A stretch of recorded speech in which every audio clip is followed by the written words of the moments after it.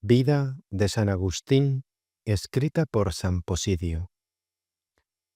Prólogo.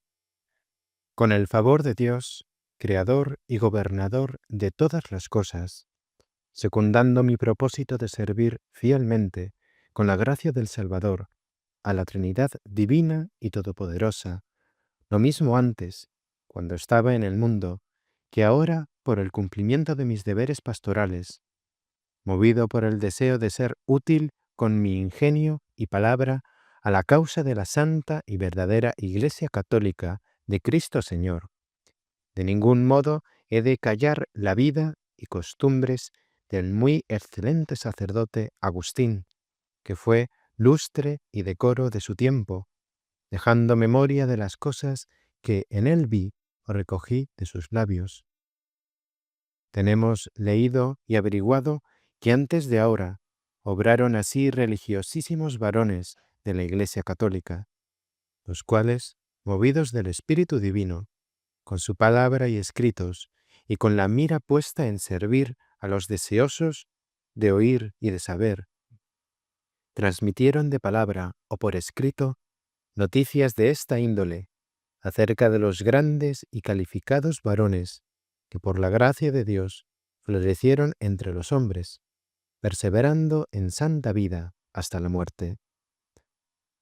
Por esta causa, yo también, el mínimo entre los dispensadores de los misterios de Dios, con la fe sincera con que se debe servir al Señor de los que dominan, y a los buenos fieles, con la ayuda que me diere el Señor, he resuelto escribir acerca del nacimiento, vida y muerte de aquel venerable varón, lo que conozco por experiencia propia o por informes recibidos de él en muchísimos años de muy amistosas relaciones. Y pido a la Suprema Majestad la gracia de realizar mi cometido sin faltar a la verdad del Padre de las Luces, ni defraudar de algún modo a la caridad de los buenos hijos de la Iglesia. Omitiré, pues, las cosas que el mismo Beatísimo Agustín dejó escritas en sus confesiones acerca de su vida, antes y después de la conversión. Escribió aquellos libros para que, como dice el apóstol, nadie le tuviese en más de lo que sabía o de lo que había oído de él.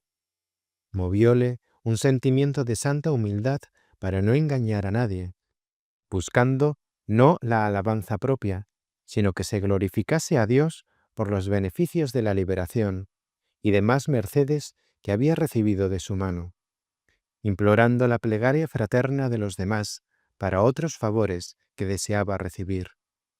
Pues, como dijo el ángel, laudable cosa es mantener oculto el secreto del Rey, pero honra mucho también revelar y confesar las maravillas del Señor. Capítulo 1. Nacimiento, conversión y bautismo de San Agustín.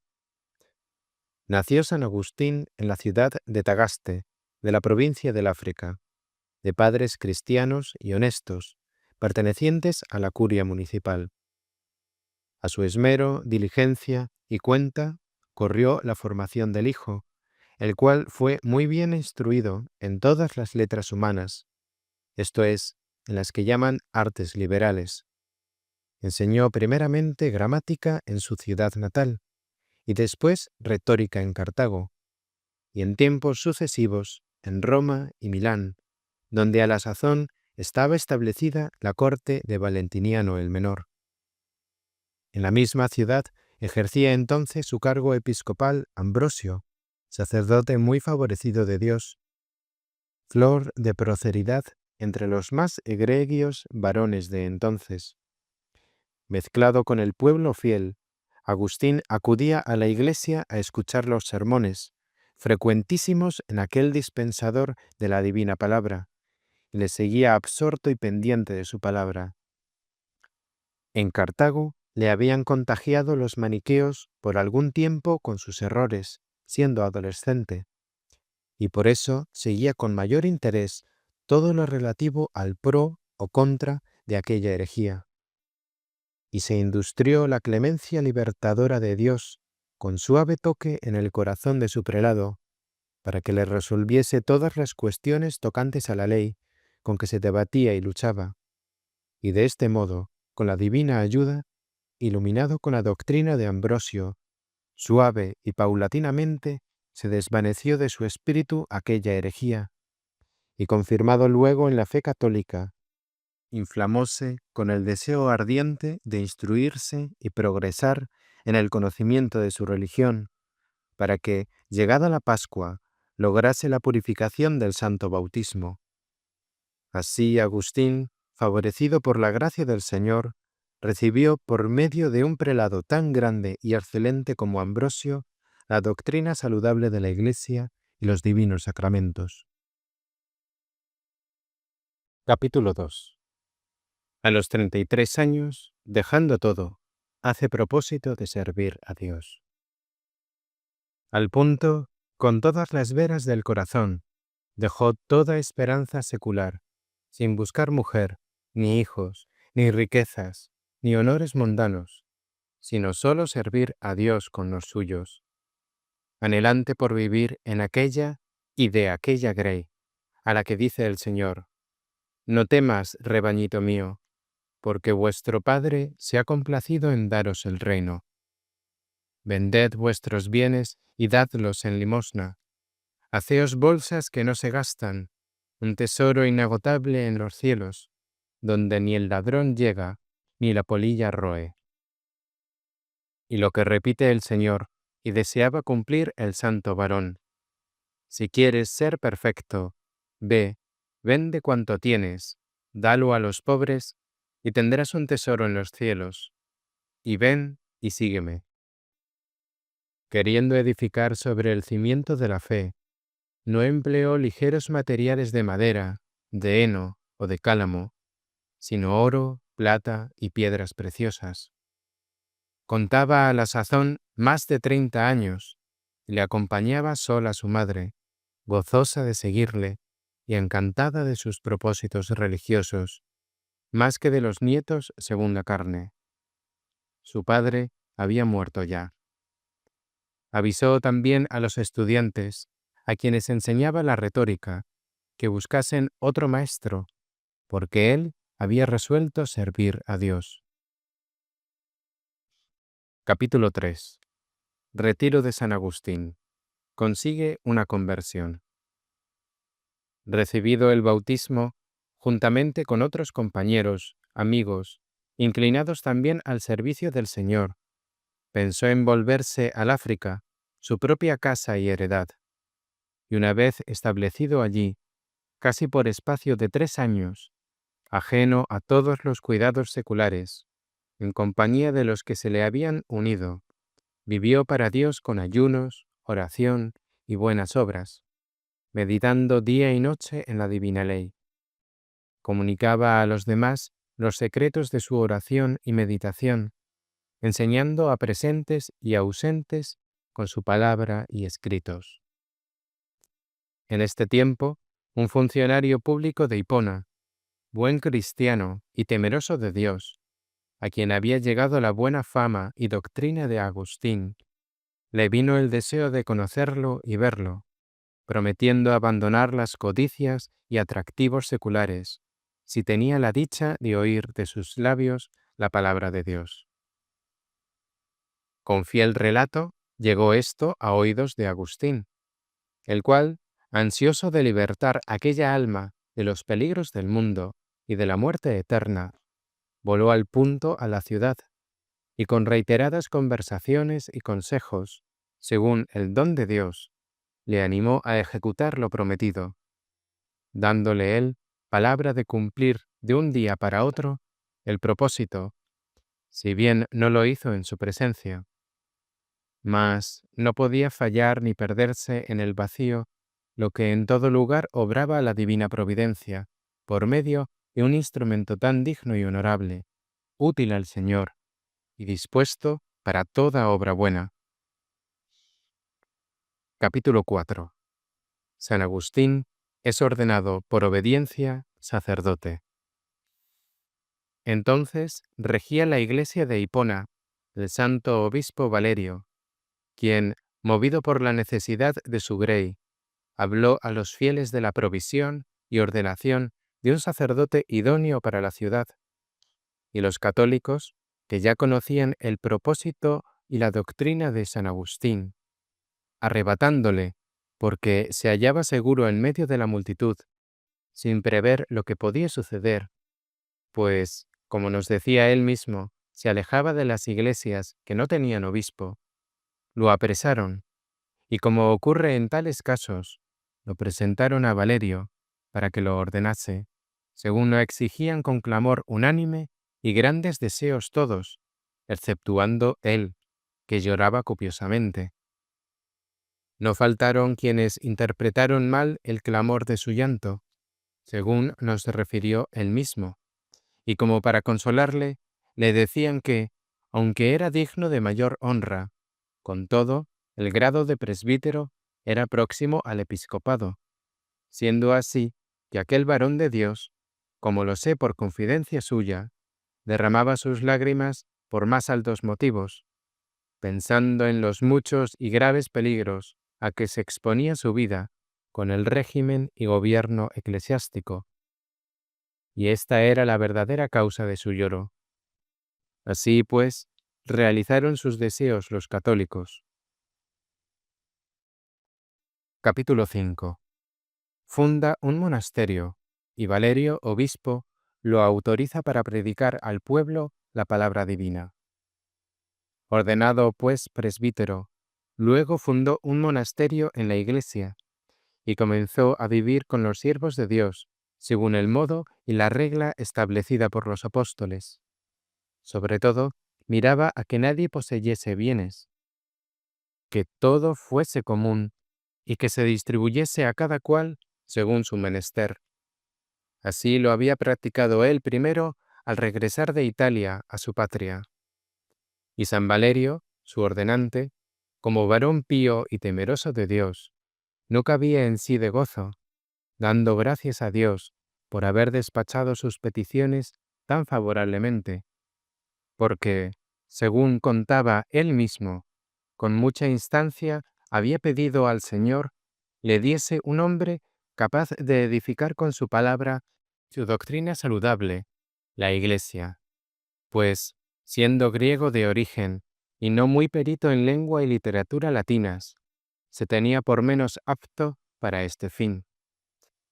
Y dio a su presbítero potestad para predicar el Evangelio en su presencia y dirigir frecuentemente la palabra al pueblo, contra el uso y costumbre de las iglesias de África, lo cual provocó la desaprobación de otros obispos. Pero aquel venerable y celoso varón, sabedor de la costumbre contraria, vigente en las iglesias orientales, y mirando por la utilidad de las almas, no dio oídos a las murmuraciones, dichoso de ver que hacía el sacerdote lo que no podía él, obispo. Y así, la antorcha encendida y brillante, puesta sobre el candelabro, iluminaba a todos los que estaban en casa. Después, propagándose la fama de este hecho, como de un buen ejemplo precursor, algunos presbíteros, facultados de sus obispos, comenzaron también a predicar al pueblo delante de sus pastores. Capítulo 6. Disputa San Agustín con Fortunato, maniqueo. En la ciudad de Hipona había inficionado entonces a muchísimos ciudadanos y peregrinos la herejía de Manes, por seducción y engaño de un presbítero de la secta llamado Fortunato, que allí residía y buscaba adeptos. Entretanto, los cristianos de Hipona y de fuera, tanto católicos como donatistas, se entrevistaron con San Agustín, rogándole fuese a ver a aquel maniqueo, a quien tenían por docto, para tratar con él de la ley. Al punto accedió a su demanda, porque estaba dispuesto a dar cuenta de su fe y esperanza en Dios a todo el que le pidiera razón, y era poderoso para confirmar en su doctrina sana y argüir a los contradictores. Mas preguntó antes si estaba también el maniqueo dispuesto para lo mismo. Informaron pues del asunto a Fortunato, rogándole, pidiéndole, instándole a que aceptara la entrevista. Pero Fortunato había conocido a San Agustín en Cartago, cofrade de la misma herejía, y temía entrar en liza con él. Con todo, apremiado por la instancia y la vergüenza de los suyos, prometió carearse con él y sostener la controversia. Señalados el día y lugar de la reunión, afluyó muchísimo concurso de estudiosos y curiosos, y dispuestas las mesas de los notarios, se comenzó la discusión, que se acabó el segundo día. En ella, el maestro maniqueo, según consta por las actas de la conferencia, ni pudo rebatir las aserciones de la doctrina cristiana, ni apoyar sobre bases firmes la de Manes. Flojo en las respuestas, al fin se salió con que consultaría a los jefes de la secta, lo que no pudo refutar, y si ellos no le daban soluciones satisfactorias, sabría a qué atenerse, mirando por el bien de su alma. De este modo, el que era tenido por eminente y sabio entre los suyos, apareció a los ojos de todos como incapaz de mantener las posiciones de su secta. Y lleno de confusión, al poco tiempo desapareció de Hipona, para no poner más allí sus pies. Así, por medio del mencionado varón de Dios, fue extirpado el error de los corazones de todos los presentes y de los ausentes a quienes llegó la noticia de este hecho, y se arraigó y confirmó la verdadera y sincera religión católica. Capítulo 7. Los libros y tratados de San Agustín contra los enemigos de la fe son acogidos con entusiasmo por los mismos herejes. Y enseñaba y predicaba en lo privado y en lo público, en casa y en la iglesia, la palabra de la salud eterna contra todas las herejías de África, sobre todo contra los donatistas, maniqueos y paganos, combatiéndolos, ora con libros, ora con repetidas conferencias, siendo esto causa de inmensa alegría y admiración para los católicos, los cuales divulgaban a los cuatro vientos los hechos de que eran testigos. Con la ayuda, pues, del Señor, comenzó a levantar cabeza la Iglesia de África, que desde mucho tiempo yacía seducida y humillada por la violencia de los herejes, mayormente por el partido donatista, que había ganado para su causa la mayoría de los africanos. Y sus libros y tratados se multiplicaban con maravillosa ayuda de lo alto, y apoyados como estaban, con gran copia de razones, y la autoridad de las Santas Escrituras, interesaban grandemente a los mismos herejes, los cuales iban a escucharle mezclados con los católicos. Y cualquiera, según quiso y pudo, valiéndose del servicio de los estenógrafos, tomaba por escrito lo que decía. Comenzó, pues, a difundirse por toda el África su doctrina y el olor suavísimo de Cristo, llegando su noticia y alegría a las iglesias de ultramar. Pues así cuando padece un miembro, todos los miembros se compadecen, también cuando es glorificado uno, todos los demás participan de su gozo. Capítulo 8. Es nombrado obispo en vida de Valerio, y lo consagra el primado de Numidia, Melagio. El bienaventurado anciano Valerio, más que nadie, respiraba alegría, dando gracias a Dios por el beneficio singular que había hecho a su iglesia, pero comenzó a temer, y esto es cosa muy humana, que se lo arrebatasen para alguna otra iglesia privada de sacerdote, consagrándole obispo. Y así hubiera ocurrido sin duda, a no haberlo evitado el vigilante pastor, ocultándole en un lugar donde no dieron con él los que vinieron a buscarlo.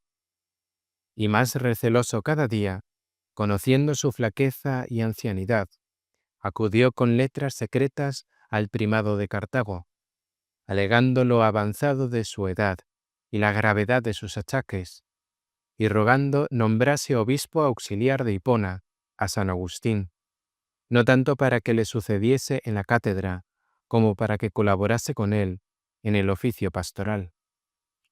Por rescripto consiguió lo que pidiera con tal instancia.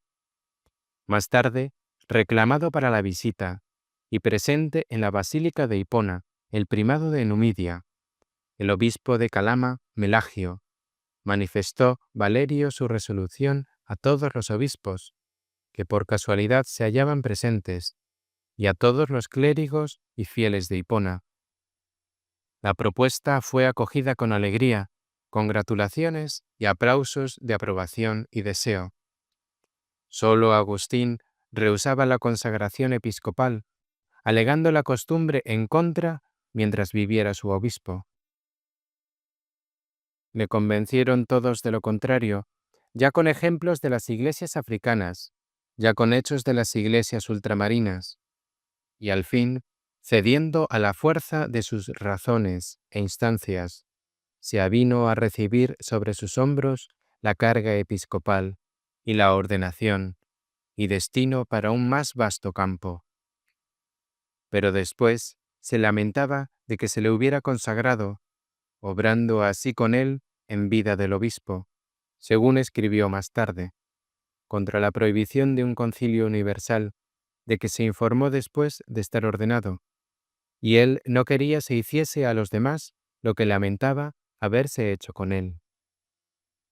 Por eso, logró que se estableciera en los concilios episcopales que los obispos ordenantes notificaran a los ordenandos y ordenados los estatutos referentes al sacerdocio. Capítulo 9. Lucha con los donatistas. Nombrado obispo, Agustín se dedicó al ministerio de la palabra divina con más entusiasmo, fervor y autoridad, no solo en su diócesis, sino fuera. Donde quiera que le rogasen, acudía pronta y alegremente, con provecho y crecimiento de la Iglesia de Dios, dispuesto siempre para dar razón a los que le pedían de su fe y esperanza en Dios.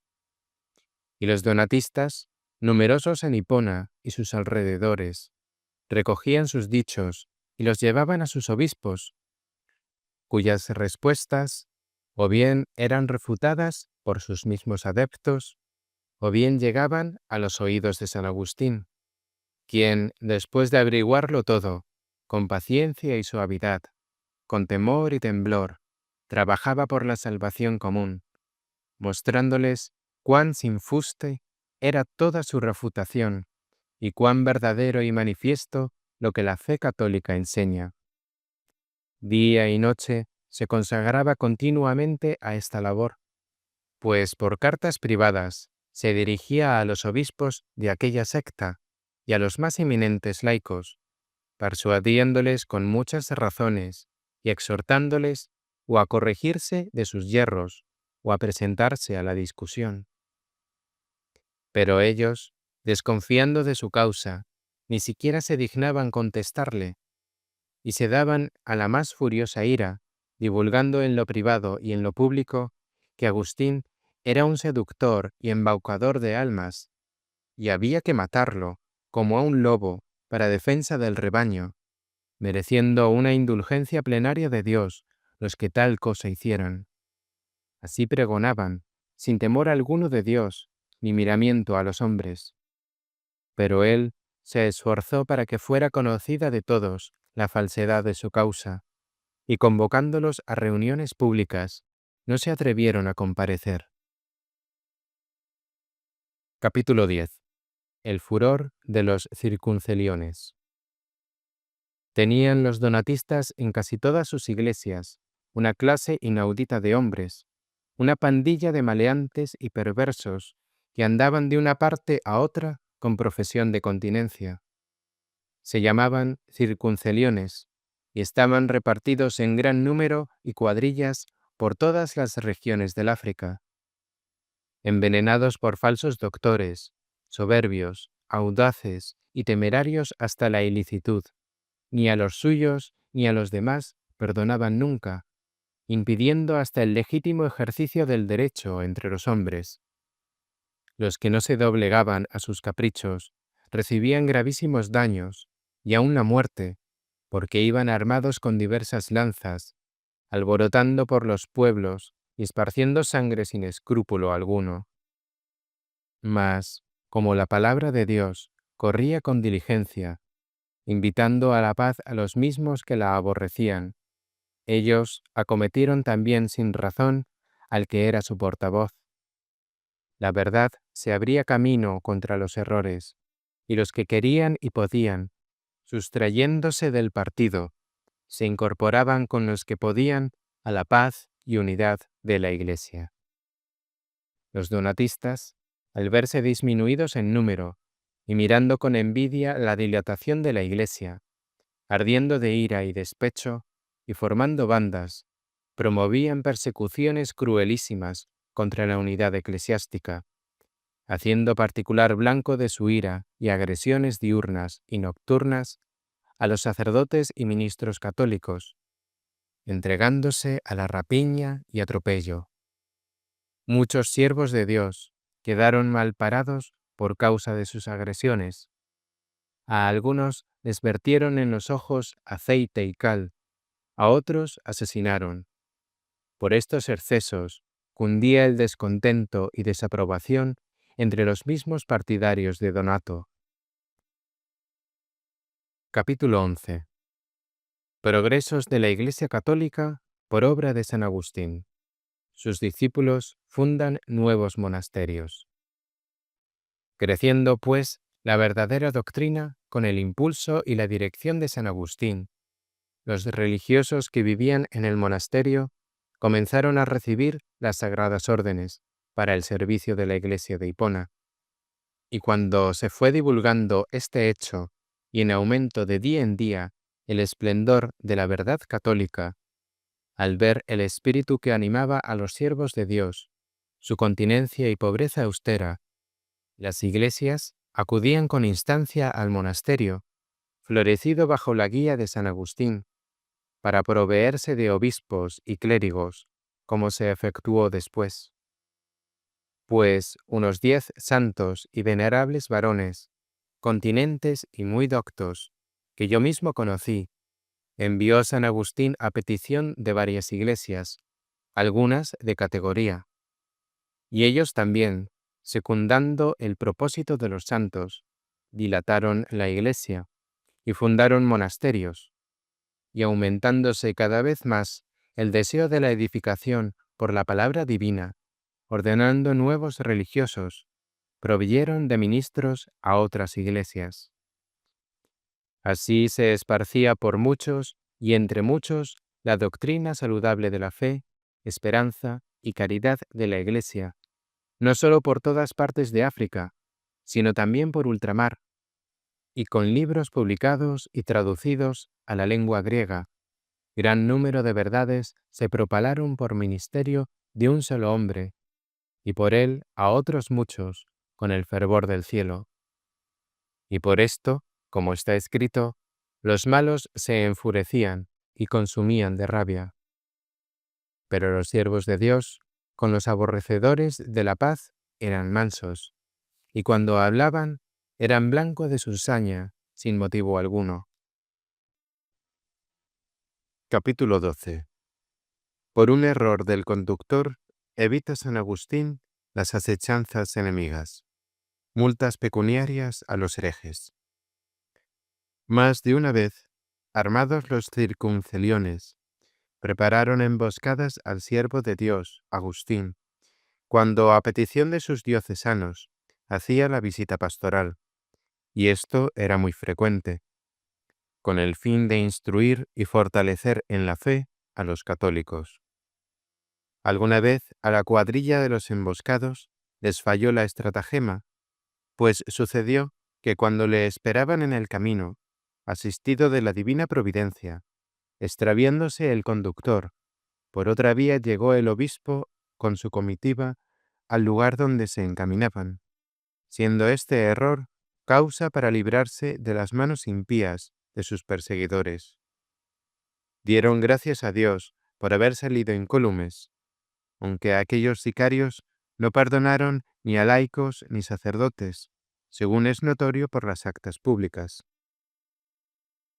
Entre otros hechos, mencionaré, para gloria de Dios, todo lo que hizo contra la secta de los donatistas, rebautizándoles aquel varón tan ilustre en la Iglesia, abrasado del celo de la casa del Señor. Un obispo salido de su monasterio y ordenado para la Iglesia, visitaba la diócesis de Calama, perteneciente a su jurisdicción, e iba predicando en defensa de la paz contra la herejía lo que había aprendido, cuando en medio del camino cayó en una emboscada, y los donatistas atropellaron a toda la comitiva, robándoles animales y cosas, y a él lo colmaron de injurias, y poniendo manos en su persona, lo maltrataron gravísimamente. A fin de no impedir el fruto de la paz, el defensor de la Iglesia presentó querella, según derecho, ante el tribunal. Crispino, obispo donatista de Calama y de toda aquella región, ya conocido mucho tiempo hacía y tenido por hombre docto, fue obligado a pagar la multa pecuniaria que, según las leyes civiles, debían pagar los herejes. Pero él, debiendo presentarse ante el procónsul según la ley, rechazó la imputación del crimen de herejía, y habiéndose retirado el defensor eclesiástico, tuvo que enfrentarse con él el obispo católico, probándole que era realmente lo que negaba ser. Y si se cooperaba al disimulo, tal vez los ignorantes lo tendrían por obispo católico, pues Crispín rebatía la inculpación de hereje, y con esta negligencia se daba motivo de escándalo y confusión a las personas sencillas. Por reiteradas instancias del sacerdote Agustín, los prelados de Calama, en 3 reuniones, celebraron conferencias acerca de ambas comuniones, con gran expectación de los cristianos de Cartago y de toda África, y Crispín, por sentencia proconsular, fue condenado como hereje. Intercedió en su favor ante el juez, el obispo, para que se le condonara la multa, y no lo consiguió. Pero él, ingrato, apeló al piadosísimo emperador, el cual dio la debida respuesta, prohibiendo establecerse a los donatistas en lugar alguno, por hallarse sometido a las leyes vigentes en todas partes contra los que profesaban herejía. Y entonces el juez, la curia y el mismo Crispín, a quien no habían exigido aún el pago, fueron obligados a entregar al fisco las 10 libras de oro señaladas por la ley. Pero pronto volvieron a interceder los obispos católicos, y sobre todo por instancia de San Agustín, se consiguió la remisión de la condena, siendo perdonada por la indulgencia del príncipe, y con la ayuda de Dios así se hizo. Esta conducta y mansedumbre contribuyó a nuevos aumentos y ganancias de la Iglesia. Capítulo 13. Apostolado de San Agustín en favor de la paz de la Iglesia. Por los esfuerzos realizados en favor de la paz, le otorgó Dios aquí la palma, reservándole consigo la corona de la justicia. Y así, con la gracia de Cristo, aumentaba de día en día y se multiplicaba la unidad de la paz y de la fraternidad eclesiástica.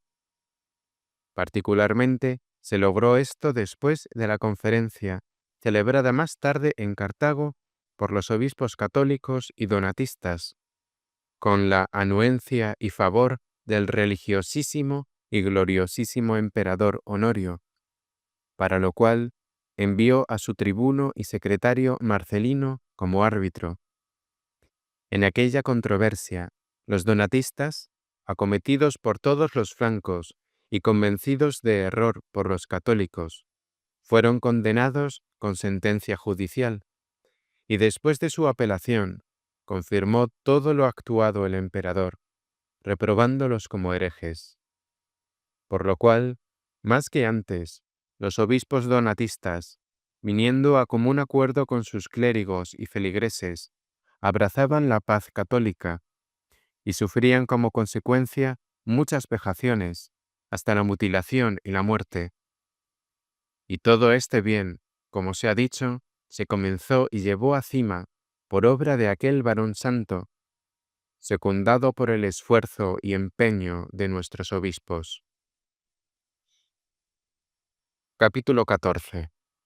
Victoria de San Agustín sobre Emérito, obispo donatista.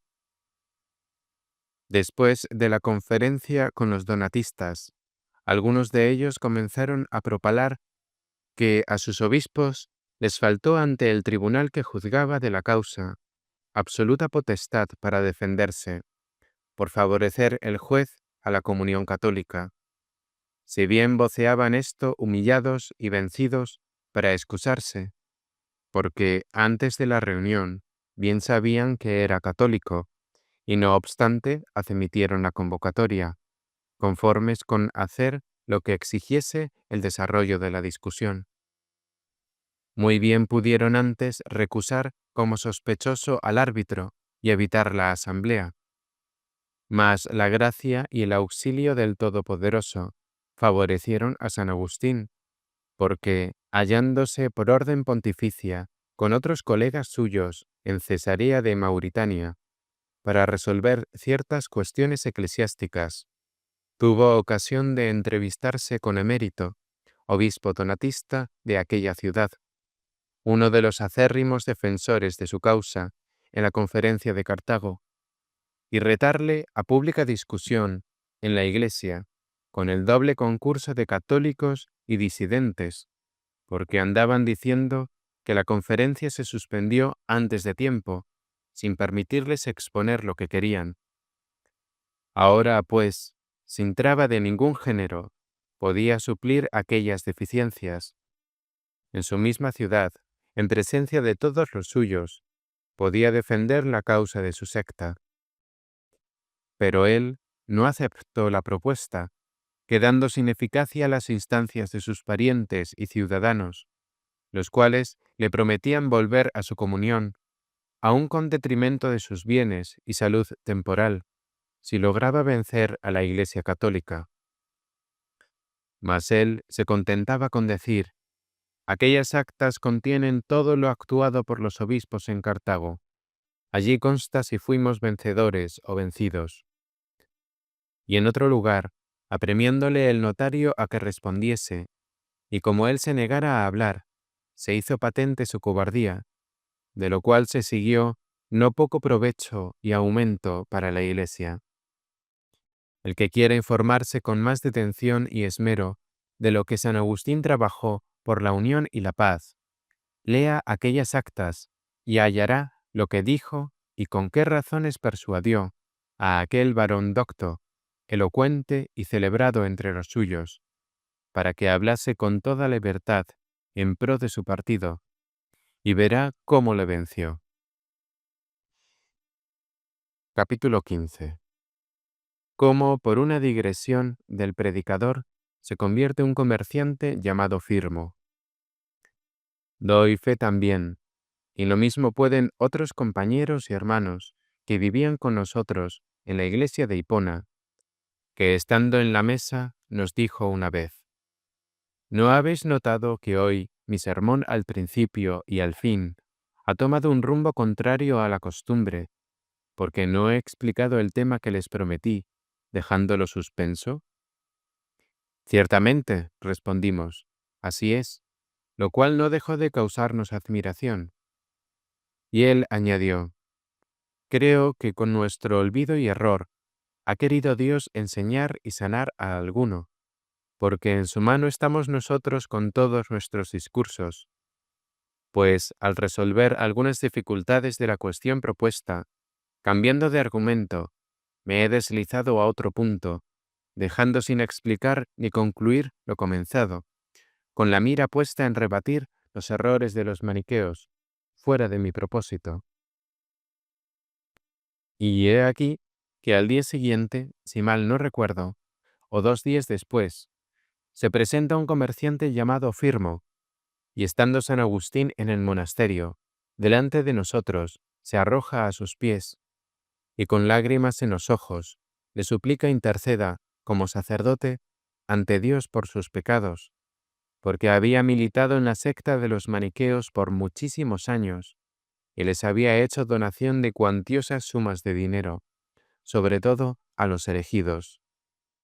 Mas por la misericordia divina, se había convertido en la Iglesia al oírle predicar, haciéndose católico. E interesándonos tanto San Agustín como los que estábamos con él, por saber cuál de los pasajes le había movido más, repitió el sermón con un orden verdadero y con gran estupor admiramos los consejos del Señor, glorificándole y bendiciendo su nombre, porque Él, cuando quiere, de donde quiere y como quiere, con instrumentos conscientes o inconscientes, obtiene la salvación de las almas.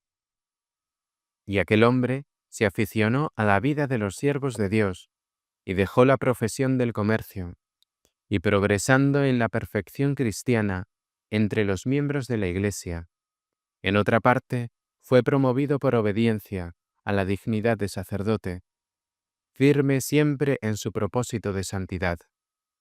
Tal vez vive aún, ejerciendo su ministerio en ultramar.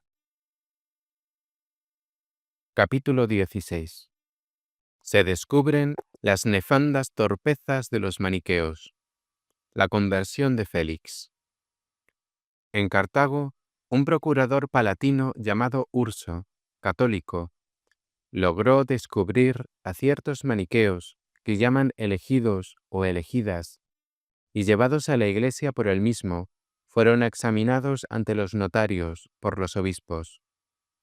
Entre ellos se hallaba presente San Agustín, de santa memoria, quien mejor que nadie conocía la execrable secta, y poniendo en claro todas sus blasfemias, con textos de los libros que ellos usaban, les obligó a confesar sus errores, y las torpezas e indignidades que acostumbraban cometer, por delación de las mismas mujeres elegidas, salieron a relucir en las actas eclesiásticas.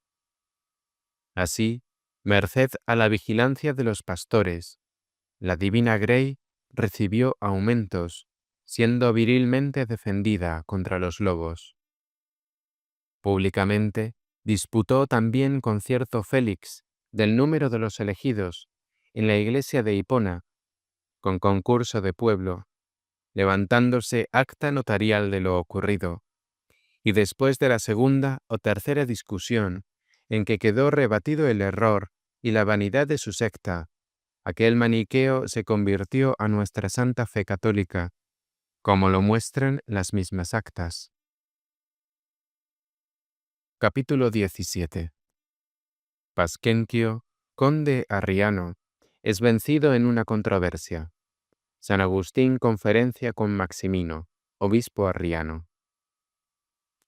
En Cartago citó a controversia, con intervención de nobles varones, a un prohombre arriano funcionario palatino, el cual, abusando de su poder y mordacidad de severísimo cobrador del fisco, continua y ferozmente combatía la fe católica, turbando muchas conciencias y molestando a muchísimos sacerdotes que vivían en la sencillez de su religión. Pero este hereje rehusaba la intervención de notarios y escribanos contra el parecer de nuestro santo, quien quería fidelísima relación de todo lo que se actuara antes y durante la reunión. Negándose, pues, él a tales formalidades para no exponerse, según decía, por el informe documental al peligro de las leyes públicas, y viendo San Agustín con los suyos que agradaba a esto a los árbitros, es decir, que querían una discusión privada sin escritura, aceptó la conferencia, pero anticipándose a decir, y los hechos le dieron la razón después, que si no quedaba documento escrito, sería muy fácil a cada uno el escurrirse del adversario, fingiendo haber dicho lo que no dijo y negando haber dicho lo que se le atribuyera. Comenzó, pues, la conversación, y Agustín expuso los fundamentos de nuestra fe, oyendo después la exposición del contrincante, y con verdaderas razones y autoridad de las Santas Escrituras, probó la verdad de la doctrina católica, y que las afirmaciones de los arrianos carecían de todo fundamento y apoyo de la divina palabra. Mas apenas los dos contendientes se separaron, irritado y furioso el arriano comenzó a defender su error con muchas patrañas, blasonando victoria y dando por vencido a San Agustín, tan alabado por boca de la multitud. Este, sabedor de lo ocurrido, se vio obligado a escribir a Pasquenquio, ocultando el nombre de los conferenciantes por el miedo que tenía él, y en aquel escrito se halla fielmente consignado lo dicho y lo ocurrido. Y aun en caso de negarse lo que allí consta, no faltan numerosos testigos. Conviene, a saber, los ilustres y dignos varones que asistieron.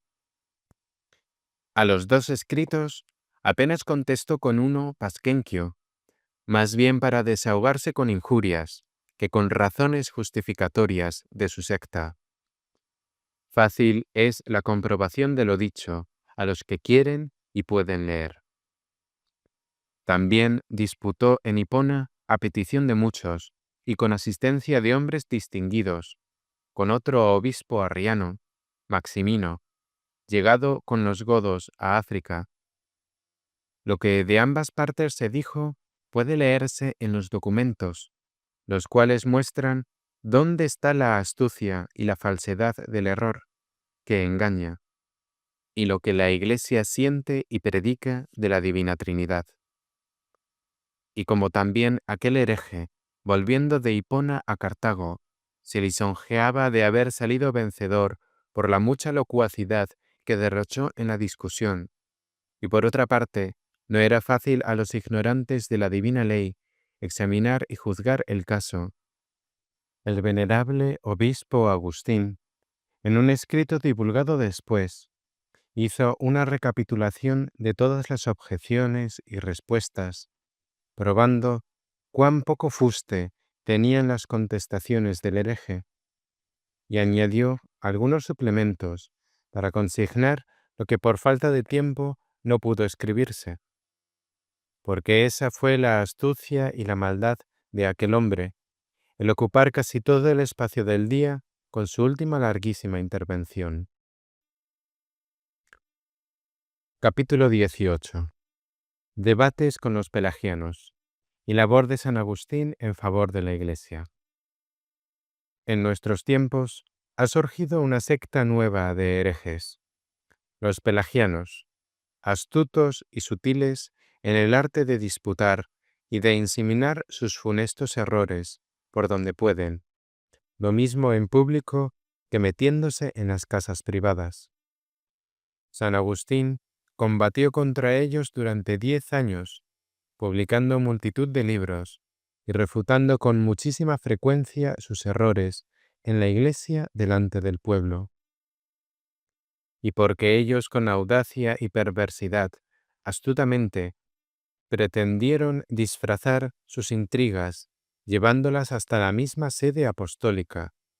Activamente trabajaron los obispos africanos en los concilios para desenmascarar sus errores, primero ante el Santo Padre de Roma, el venerable Inocencio, y después ante Zósimo, su sucesor, persuadiéndoles de cuán abominable y funesta era para la fe católica la mencionada secta. Y aquellos santos prelados de la sede romana, en diversos tiempos los censuraron y separaron de la comunión católica, con rescriptos dirigidos a las iglesias africanas de Occidente y a las del Oriente, fulminando contra ellos la condenación y declarándolos odiosos para los católicos. El mismo piadosísimo emperador Honorio acató y siguió este dictamen dado por la Iglesia, y condenándolos, decretó se les tuviese por herejes. Ya algunos de ellos volvieron al gremio de la fe de donde se habían separado, y otros siguen su ejemplo porque prevalece y brilla contra tan detestable error la verdad de nuestra doctrina.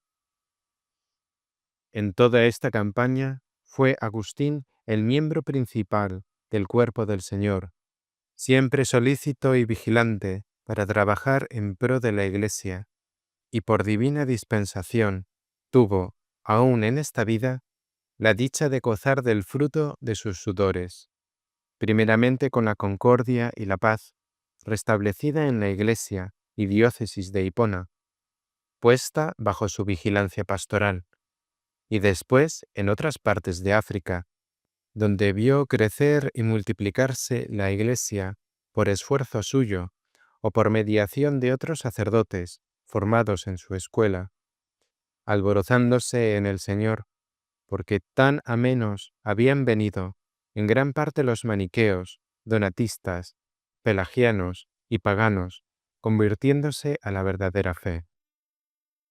Gozosamente favorecía el progreso de todos los buenos, toleraba con piedad la indisciplina de los hermanos, gimiendo y lamentándose de las injusticias de los malos, ora se hallasen dentro, ora fuera de la Iglesia. Se alegraba, repito, de las ganancias del Señor y lloraba sus pérdidas.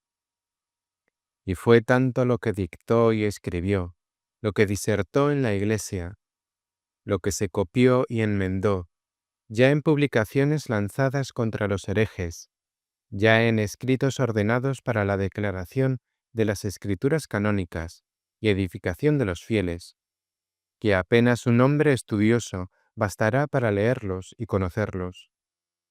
Por lo cual, para no defraudar en nada a los muy deseosos de conocer la verdad de la palabra divina, he pensado, con el favor de Dios, añadir a esta biografía el índice de sus libros, tratados y epístolas, y después de leerlo, los que prefieran la verdad divina a las riquezas temporales, elija cada cual lo que más deseare leer y conocer, y para copiarlo, o acuda a la biblioteca de la iglesia de Hipona, donde se conservan los ejemplares más correctos, o búsquelo donde pudiera, y hágase con una copia para guardarla, y sin envidia, comuníquela a otros, ávidos del mismo tesoro. Capítulo 19. Cómo San Agustín administraba la justicia, dando a los litigantes consejos de vida eterna. Dice el apóstol: ¿Y osa alguno de vosotros, que tiene un litigio con otro, acudir en juicio ante los injustos, y no ante los santos? ¿Acaso no sabéis que los santos han de juzgar el mundo? Y si habéis de juzgar al mundo, ¿seréis incapaces de juzgar estas causas más pequeñas? ¿No sabéis que hemos de juzgar aún a los ángeles? Pues mucho más las naderías de esta vida. Cuando tengáis diferencias sobre estas nonadas de la vida, poned por jueces a los más despreciables de la Iglesia. Para vuestra confusión os hablo de este modo. ¿No hay entre vosotros nadie prudente, capaz de ser juez entre hermanos? En vez de esto, el hermano pleitea con el hermano, ¿y esto ante los infieles? Cuando San Agustín era requerido por los cristianos o personas de otras sectas, oía con diligencia la causa, sin perder de vista lo que decía alguien. Conviene a saber que más quería resolver los pleitos de desconocidos que de amigos, pues entre los primeros es más fácil un arbitraje de justicia y la ganancia de algún amigo nuevo. En cambio, en el juicio de amigos, se perdía ciertamente el que recibía el fallo contrario. A veces, hasta la hora de comer duraba la audiencia. Otras, se pasaba el día en ayunas, oyendo y resolviendo cuestiones. Y siempre miraba en todo al estado espiritual de los cristianos, interesándose de su aprovechamiento o defección en la fe y buenas costumbres. Y según la oportunidad, instruía a los contendientes en la ley de Dios, inculcando su cumplimiento y dándoles consejos de vida eterna, sin buscar en los favorecidos más que la devoción y la obediencia cristiana debidas a Dios y a los hombres. Corregía públicamente a los pecadores para que los demás temiesen al Señor, y lo hacía todo como el vigía puesto sobre la casa de Israel, predicando la palabra divina e instando a cumplirla oportuna e importunamente, arguyendo, exhortando y corrigiendo con toda paciencia y doctrina, siendo también principal cuidado suyo instruir a los que eran idóneos para la enseñanza. Se comunicaba por cartas con muchos que le consultaban sobre asuntos temporales, pero soportaba como una pesada carga esta distracción de más altos pensamientos, y era su mayor gusto platicar de las cosas de Dios en íntima familiaridad con los hermanos. Capítulo 20. San Agustín intercede por los reos ante los jueces. Sabemos también que a personas muy familiares les negó cartas de recomendación para la potestad civil, recordando que debía tenerse en cuenta el dicho de un sabio: conviene a saber, que por miramiento a su fama había negado muchos favores a los amigos, y añadía de su parte que los que hacen favores aprietan después mucho con sus exigencias. Cuando él se veía en la necesidad de interceder por alguien, lo hacía con tanta modestia y amabilidad que no causaba ninguna molestia y pesar, sino admiración. Por atender a una necesidad, como de costumbre, debía interceder una vez por carta ante un vicario de África llamado Macedonio, el cual con la gracia otorgada le envió este escrito: Me asombra tu sabiduría grandemente, no solo por los escritos que has dado a la luz, sino también por las letras que tienes la bondad de enviarme en favor de los que solicitan tu intervención, porque muestras en aquellos una agudeza y sabiduría y santidad insuperables, y éstas revelan tanta modestia que, si no hago lo que me pides, me parece que soy culpable y falto a mi empleo, oh Señor, verdaderamente venerable y Padre digno de toda consideración, porque tú no apremias, como hacen tantos otros aquí, exigiendo a todo trance se haga lo que pide el solicitante, sino que con mucho tacto y prudencia indicas la solución más razonable que puede seguir el juez, sobre quien tantos cuidados pesan, y este es el más delicado proceder entre los buenos. Por eso, inmediatamente, he procurado complacer a tu deseo en favor de los recomendados, pues ya tenía abierto el camino de la esperanza. Capítulo 21. Espíritu con que acostumbraba asistir a los concilios. Asistió cuando pudo a los concilios celebrados en diversas provincias, buscando siempre la gloria de Jesucristo, no la suya propia, para que la fe de la Iglesia se conservase incólume, o algunos sacerdotes y clérigos excomulgados, justa o injustamente, fuesen absueltos o depuestos. En la ordenación de los sacerdotes y clérigos, opinaba, debía atenderse el consentimiento de la mayor parte de los cristianos y la costumbre de la Iglesia. Capítulo 22. Vestuario y mesa de San Agustín. Sus vestidos, calzado y ajuar doméstico eran modestos y convenientes, ni demasiado preciosos, ni demasiado viles, porque estas cosas suelen ser para los hombres motivo de jactancia o de abyección, por no buscar por ellas los intereses de Jesucristo, sino los propios. Pero él, como he dicho, iba por un camino medio, sin torcerse ni a la derecha ni a la izquierda. La mesa era parca y frugal, donde abundaban verduras y legumbres, y algunas veces carne, por miramiento a los huéspedes y a las personas delicadas. No faltaba el vino en ella, porque sabía y enseñaba, como el apóstol, que toda criatura es buena, y nada hay reprobable, tomado con hacimiento de gracias, pues con la palabra de Dios y la oración queda santificado. Igualmente, escribió el mismo San Agustín en las Confesiones: No temo la inmundicia del manjar, sino la impureza de mi apetito. Sé que fue permitido a Noé comer de todo género de carne comestible, y que Elías cobró vigor comiendo carne. Sé que Juan, en su prodigioso ascetismo, no se mancilló con el comer insectos volátiles, flacas langostas del desierto. Y en cambio, también sé que Esaú se dejó seducir por el violento apetito de una escudilla de lentejas. Y sé que David se reprendió a sí mismo por árido y agudo deseo de agua. Y sé por fin que nuestro Rey fue tentado no de carne, sino de pan. Y por eso mismo mereció improbaciones el pueblo israelita en el desierto, no porque deseó carnes, sino por el apetito de la comida, murmuró contra el Señor.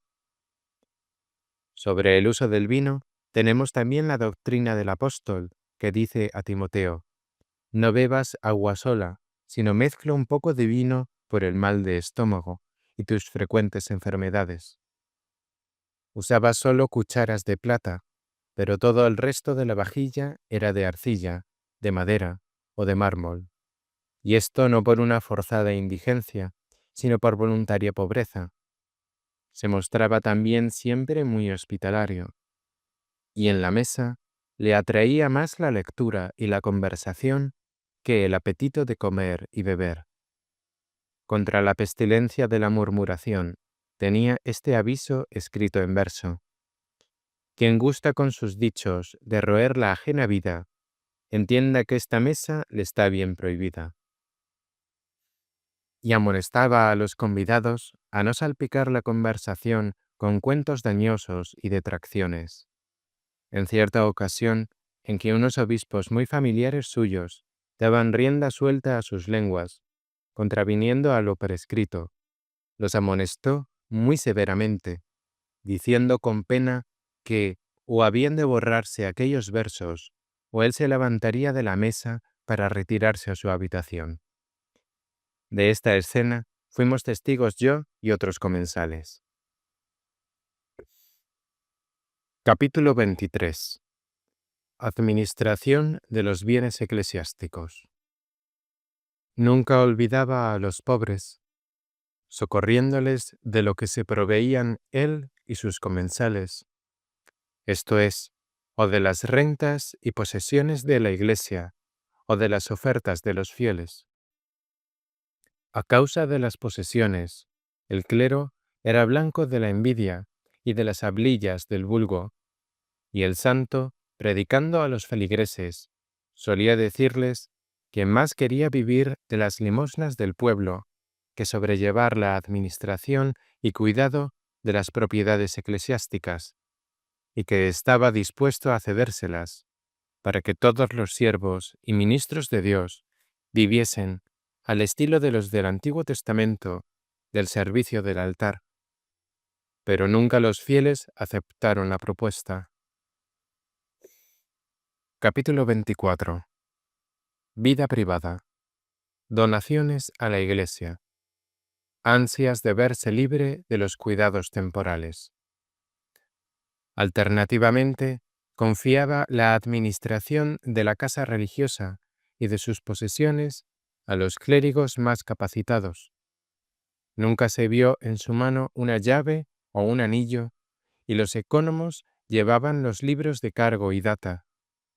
A fin de año le presentaban el balance de las cuentas, fiándose él en muchas operaciones del administrador, sin intentar un minucioso examen propio. No quiso nunca comprar casa, campo y hacienda. Pero si alguna persona los ofrecía para la Iglesia en donación o con título de legado, no los rehusaba, sino mandaba aceptarlos. Sabemos que rechazó algunas herencias, no por estimarlas inconvenientes para los pobres, sino porque le parecía más justo que las poseyesen los hijos, los padres y los parientes, a quienes no quisieron dejarlas al morir. Un noble personaje de Hipona, que vivía en Cartago, quiso favorecer a la iglesia hiponense con una donación, y haciendo la escritura y reservándose él el usufructo, se la mandó a San Agustín, el cual recibió de buena voluntad aquella oferta, congratulándose con el donante de que miraba por la salvación eterna de su alma. Años más tarde, en ocasión en que yo estaba con él, el bienhechor mandó con el hijo una carta pidiéndole entregase a éste la escritura, enviando en cambio 100 monedas para los pobres. Al saberlo, el santo deploró el caso, porque aquel hombre o había hecho con ánimo fingido la donación, o se había arrepentido de una obra buena, y con gran dolor de su alma le habló al corazón lo que Dios le inspiró para increparlo y corregirlo. Al punto devolvió la escritura, ni deseada ni reclamada, sino espontáneamente ofrecida por el donante, y rechazó el dinero que daba para los pobres, y en carta de respuesta le reprobó su acción, amonestándole que satisficiese a Dios humildemente por su conducta simulada o injusta, para que no muriese con un delito tan grave. Solía repetir también que era más seguro y conveniente para la Iglesia recibir legados de difuntos que herencias molestas y dañosas. Y dichos legados nunca debían exigirse, sino recibirse como ofrenda. Él no recibía las encomiendas, pero tampoco prohibía a sus clérigos el recibirlas. No tenía maniatado el espíritu con la afición y cuidado de los bienes terrenos y propiedades eclesiásticas. Con todo, aun conservándose siempre unido y como suspendido de las cosas del espíritu, de más valor y trascendencia, alguna vez abatía el vuelo de lo eterno para atender a las de acá, y disponiéndolas y ordenándolas como se debe, para evitar su daño y mordacidad, retornaba otra vez a las moradas interiores y superiores, dedicándose ora a descubrir nuevas verdades divinas, ora a dictar las que ya conocía, o bien a enmendar sus escritos. Tal era su ocupación, trabajando de día y meditando por la noche. Era como aquella religiosísima María, tipo de la Iglesia contemplativa, de la que está escrito que, sentada a los pies del Señor, escuchaba atenta su palabra, y quejándosele la hermana, porque no le ayudaba a sus menesteres y apuros domésticos, oyó de la divina sabiduría: Marta, Marta, tu hermana ha escogido la mejor parte, que nunca le será arrebatada. No se interesaba tampoco por las edificaciones nuevas para evitar la disipación de su espíritu, que quería conservarlo siempre libre de todo afán terreno y temporal. Con todo, no cortaba los ánimos a los emprendedores de obras nuevas, salvo a los inmoderados. Cuando estaban vacías las arcas de la iglesia, faltándole con qué socorrer a los pobres, luego lo ponía en conocimiento del pueblo fiel.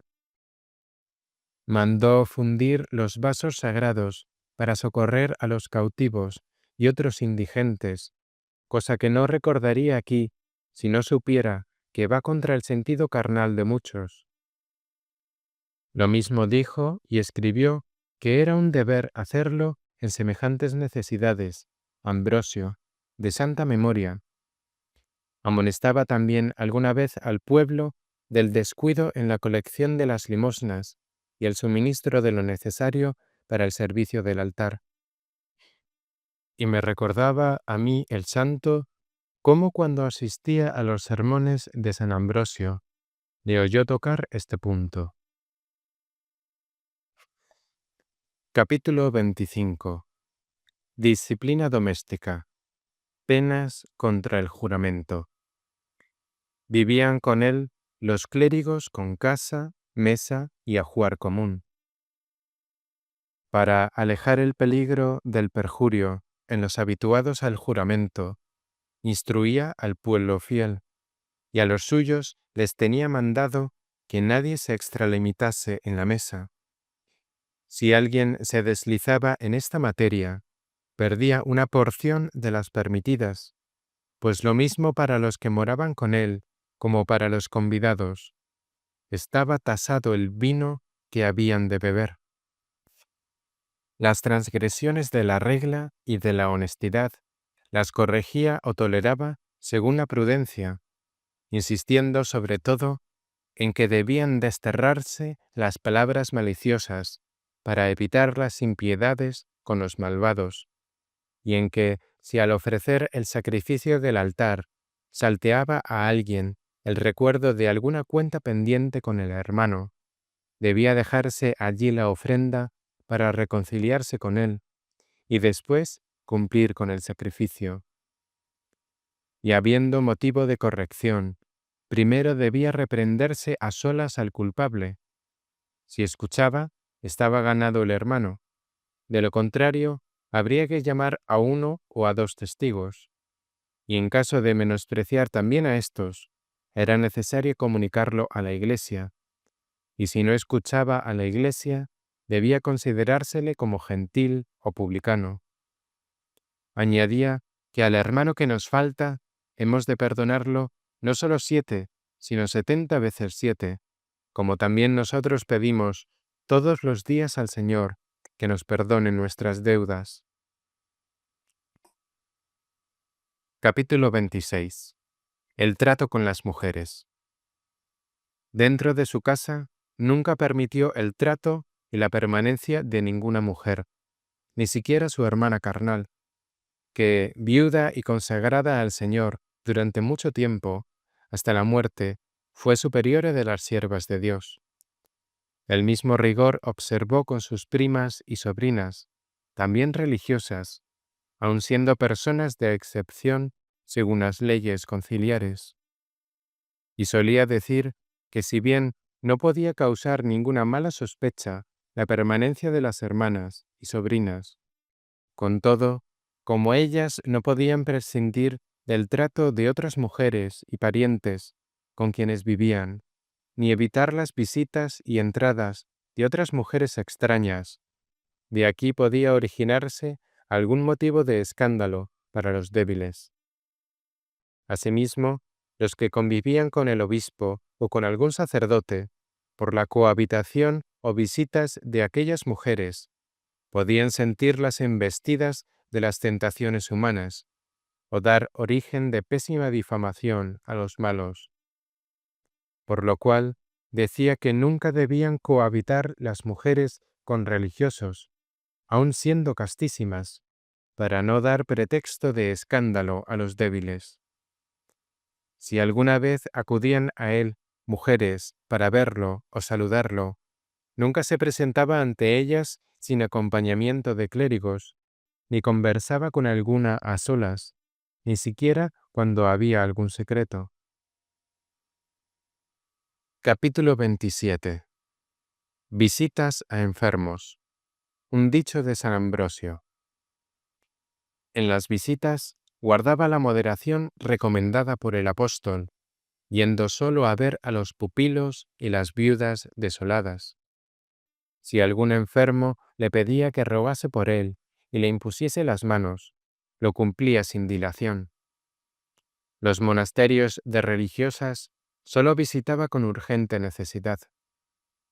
Decía también que los siervos de Dios han de guardar el dicho de San Ambrosio, a saber, no deben entrometerse en concertar matrimonios, ni aconsejar la vida militar, ni asistir en su patria a ningún banquete. Y cada uno de estos consejos lo acompañaba con su razón.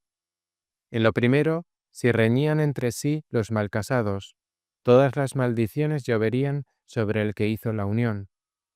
Y así, el sacerdote solo debía intervenir reclamado por ellos, para santificar su contrato y bendecirlos. En lo segundo, si el ejercicio de la milicia le daba malos resultados, Las culpas recaían también sobre el que le enderezó por aquel camino. En lo tercero, hay peligro de perder el hábito de la templanza con la frecuencia de los banquetes. Ponderaba a sí mismo y divulgaba una respuesta sapientísima y piadosísima que dio el mismo santo obispo próximo a la muerte.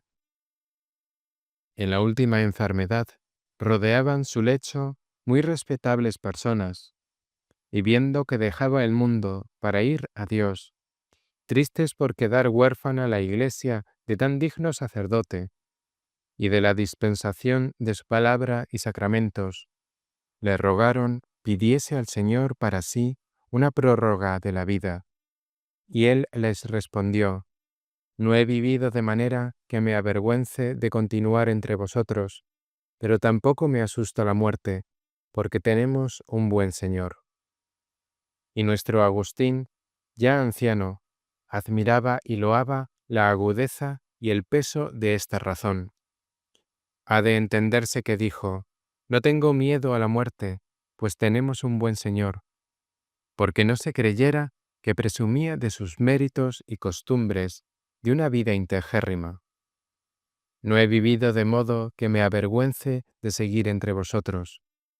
Decía esto según lo que los hombres pueden saber de sí mismos, y conociendo el rigor de la justicia divina, añadió que confiaba más en la bondad del Señor, a quien solía pedir todos los días: Perdónanos nuestras deudas. Traía también frecuentemente en los labios el dicho de otro obispo muy amigo y familiar suyo, bien dispuesto para salir de este mundo. Yendo a visitarle, cuando le faltaba poco para morir, el enfermo le hacía gestos con la mano, significando su partida de este mundo, y respondiéndole él que todavía podía prolongarse su vida, porque era necesario para la Iglesia, para que no lo creyese apegado a este mundo, le respondió: Si nunca hubiese de morir, bien, pero si alguna vez he de ser, ¿por qué no ahora?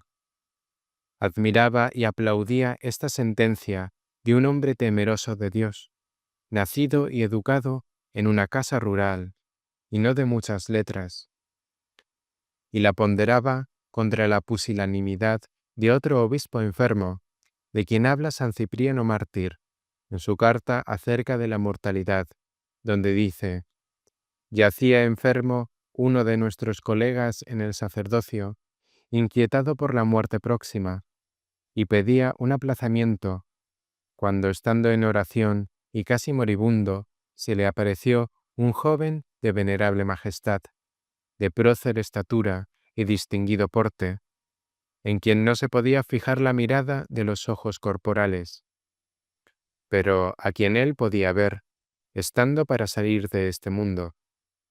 Y con un tono amargo en la voz le dijo: Os acobarda el sufrimiento y no queréis salir de aquí. ¿Qué voy a hacer con vosotros? Capítulo 28. Últimas publicaciones de San Agustín. La irrupción de los bárbaros y el cerco de Hipona. Antes de morir, quiso revisar todos sus libros, lo mismo los que había redactado al principio de su conversión siendo laico, como los que compuso siendo presbítero y obispo. Por sí mismo, censuró y corrigió cuanto podía discordar de la regla de la fe eclesiástica, por haberlo escrito cuando estaba menos preparado para ello. Escribió, pues, 2 volúmenes, con el título de Revisión de los libros. Se lamentaba también de ciertos escritos que los compañeros le habían arrebatado de las manos antes de la corrección, si bien después pasó la lima por ellos. Por haberle sorprendido la muerte, dejó varios libros sin concluir. Y deseando siempre ser útil a todos, lo mismo a los que podían leer muchos volúmenes, como a los impedidos para ello, coleccionó de ambos testamentos, del Antiguo y del Nuevo, las reglas del buen vivir, y con ellas formó un volumen, prologado por él, para que el que quisiera leerlo mirara allí sus virtudes y faltas. A este libro tituló El espejo de las Divinas Escrituras. Algún tiempo después, dispuso la divina providencia que numerosas tropas de bárbaros crueles, vándalos y alanos, mezclados con los godos y otras gentes venidas de España, dotadas de toda clase de armas y avezadas a la guerra, desembarcaran e irrumpieran en África, y luego de atravesar todas las regiones de Mauritania, penetraron en nuestras provincias, dejando en todas partes huellas de su crueldad y barbarie, asolándolo todo con incendios, saqueos, pillajes, despojos y otros innumerables y horribles males. No tenían ningún miramiento al sexo ni a la edad. No perdonaban a sacerdotes y ministros de Dios, ni respetaban los ornamentos sagrados, ni los edificios dedicados al culto divino. Y aquel hombre de Dios no juzgaba ni miraba, como los demás, este terrible azote y devastación de enemigos feroces que habían venido y continuaban todavía con su invasión, sino remontando su vuelo más alto y considerando más profundamente aquellos espectáculos sangrientos, y sobre todo los peligros y muerte de tantas almas. Porque, creciendo el saber, crece el dolor, según está escrito, y el corazón sabio es un gusano roedor para la vida. Por eso, más de lo acostumbrado, se alimentó del pan de lágrimas, día y noche, y los últimos días de la senectud llevó una existencia amarguísima más que nadie, pues veía el santo varón las ciudades destruidas y saqueadas, las granjas con todos sus moradores pasados a cuchillo o dispersos, las iglesias sin ministros y sacerdotes, las vírgenes sagradas y los que profesaban vida de continencia, cada cual por su parte, y de ellos unos habían perecido en los tormentos, otros sucumbieron al filo de la espada. Muchos cautivos, después de perder la integridad de su cuerpo y alma y de su fe, gemían bajo la dura servidumbre de los enemigos.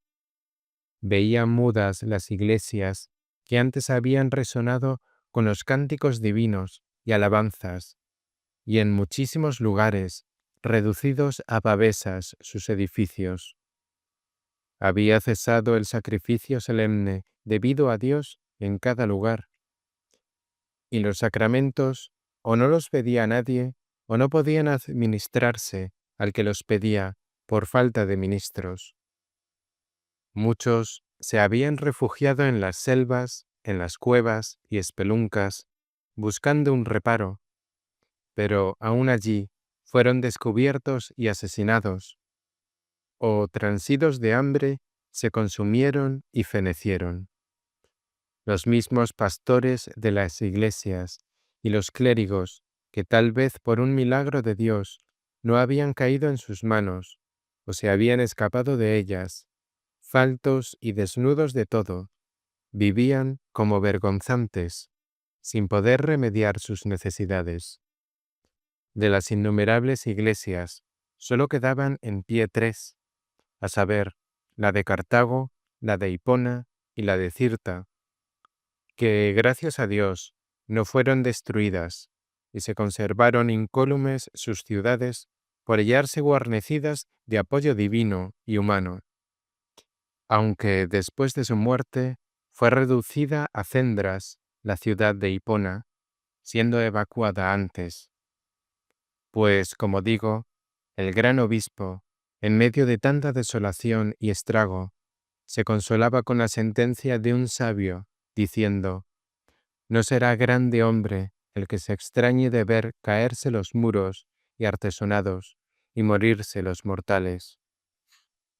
Todas estas calamidades y miserias, rumiándolas con alta sabiduría, las acompañaba con su amargo llanto diario. Y creció y subió de punto la amargura, cuando los enemigos llegaron a poner sitio a la ciudad de Hipona, de cuya defensa se encargaba entonces cierto conde Bonifacio, al frente del ejército de los godos confederados. 14 meses duró el asedio completo, porque bloquearon la ciudad totalmente hasta la parte del litoral. Allí me refugié yo con otros obispos y permanecimos durante el tiempo del asedio. Tema ordinario de nuestras conversaciones era la común desgracia, y venerando los juicios de Dios, decíamos: Justo eres, Señor, y rectos son tus juicios. Y mezclando nuestras lágrimas, gemidos y lamentos, juntamente orábamos al Padre de todas las misericordias y Dios de toda consolación, para que se dignase fortalecernos en tan tremenda prueba. Capítulo 29. Última enfermedad de San Agustín. Un día, conversando en la mesa con él, nos dijo: Habéis de saber que yo en este tiempo de angustia pido a Dios o que libre a la ciudad del cerco de los enemigos, o, si es otro su beneplácito, fortifique a sus siervos para cumplir su voluntad, o me arrebate a mí de este mundo para llevarme consigo. Decía esto para nuestra instrucción y edificación, y después de nosotros, todos los nuestros y los cristianos de la ciudad elevaban a Dios la misma súplica. Y he aquí que en el tercer mes del asedio, el santo enfermó con unas fiebres, y aquella fue la última prueba de su vida. No privó Dios a su buen siervo del fruto de su plegaria, porque para sí y para la misma ciudad alcanzó oportunamente la gracia que con tantas lágrimas pidiera. Me consta también que él, sacerdote y obispo, fue suplicado para que orase por unos energúmenos, y por su intercesión quedaron desposeídos del diablo. En otra ocasión, un hombre se acercó a su lecho con un enfermo, rogándole le impusiera las manos para curarlo. Le respondió que si tuviera el don de las curaciones, primeramente lo emplearía en su provecho. El hombre añadió que había tenido una visión en sueños y le habían dicho: Vete al obispo Agustín para que te imponga las manos y serás sano. Al informarse de esto, al punto hizo lo que le pedía, y con la virtud de lo alto restituyó la salud al enfermo. Capítulo 30. Aconseja a los obispos que no se retiren de las ciudades invadidas de los bárbaros. Merece también consignarse aquí la consulta que durante este calamitoso tiempo le dirigió el santo obispo diabense Honorato, en estos términos: durante la irrupción de los enemigos, ¿qué habían de hacer los obispos y el clero? ¿Retirarse o quedarse con el pueblo cristiano? Por carta, le respondió lo que más había de temerse de aquellos eversores del Imperio Romano. Quiero insertar aquí este documento por la utilidad que puede reportar a los sacerdotes y ministros del Señor.